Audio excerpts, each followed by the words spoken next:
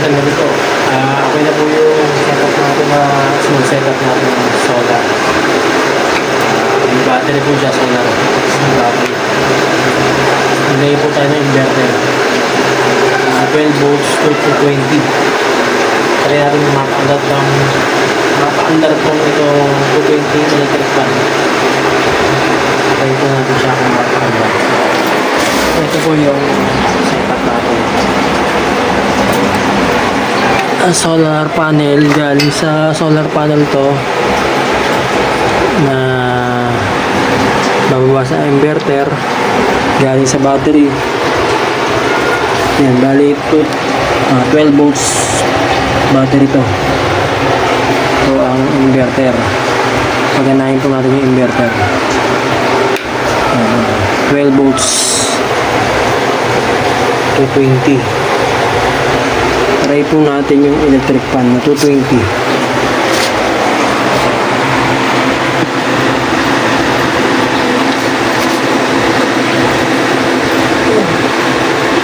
Po, under po yung 220 electric fan. Kaya niya ang 220 electric fan.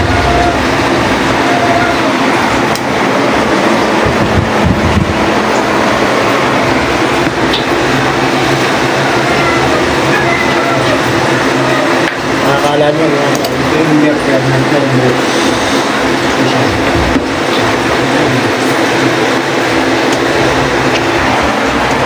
Yan po, inverter po yan. Nasaksak po sa inverter.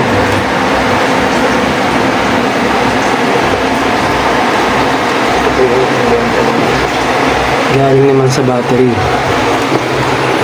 220. Try ulit natin ang saksak electric fan.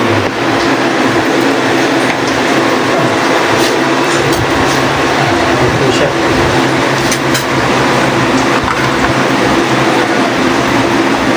Ito yung electric fan 220.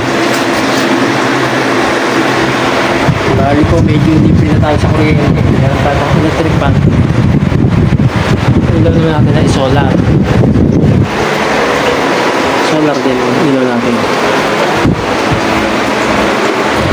Kahit pa paano po makakatipid tayo sa kuryente.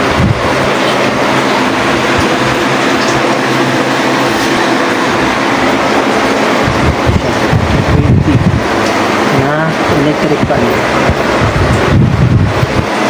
Nagpapagana ay battery 12 volts.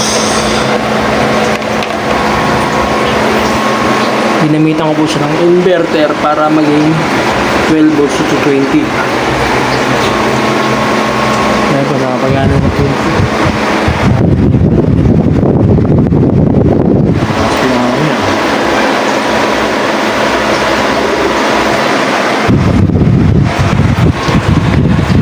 Sa lahat po, nakakatipid tayo sa kuryente.